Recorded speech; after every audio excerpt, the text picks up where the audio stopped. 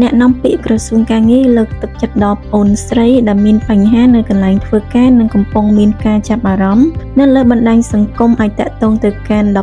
1286ដើម្បីក្រសួងជួយរកដំណោះស្រាយលោកសុនមេសាអ្នកនាំពាក្យក្រសួងការងារនិងបណ្ដុះបណ្ដាលវិជ្ជាជីវៈនៅថ្ងៃទី11ខែកុម្ភៈឆ្នាំ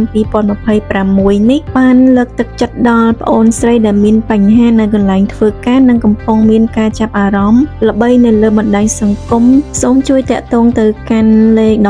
1286ដើម្បីក្រសួងជួយរកដំណោះស្រាយជូនបានលឿនរហ័សមានប្រសិទ្ធភាពនិងទាន់ពេលវេលា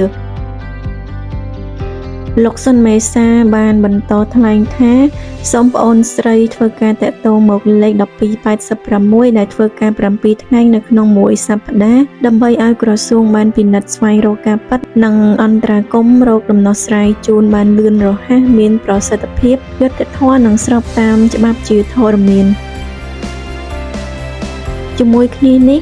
លោកសុនមេសាបានគូបញ្ជាក់ថាក្រសួងការងារនិងបណ្ដុះបណ្ដាលវិជ្ជាជីវៈដែលជាសេនាធិការរបស់រាជរដ្ឋាភិបាលតែងគិតគូរសុខទុក្ខកម្មករនិយោជិតបុគ្គលិកក្រុមហ៊ុនដើម្បីធានានូវសុខដុមរមណីយកម្មដោយមិនបណ្ដោយឲ្យមានកម្មករនិយោជិតណាម្នាក់ត្រូវបានទុកចោលដោយគ្មានការយកចិត្តទុកដាក់នោះទេគូបញ្ជាក់ផងដែរថារឿងរ៉ាវទាំងអស់នេះគឺបានកើតឡើងចំពោះម្ចាស់គណនីដែលមានឈ្មោះថា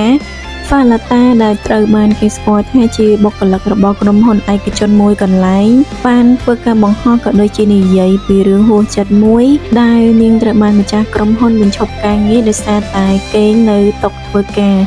ហើយពេលដែលនាងគេងគឺជាពេលដែលសម្រាកបាយថ្ងៃគឺនៅចន្លោះថ្ងៃត្រង់ម៉ោង12ប្រហែលជា45នាទី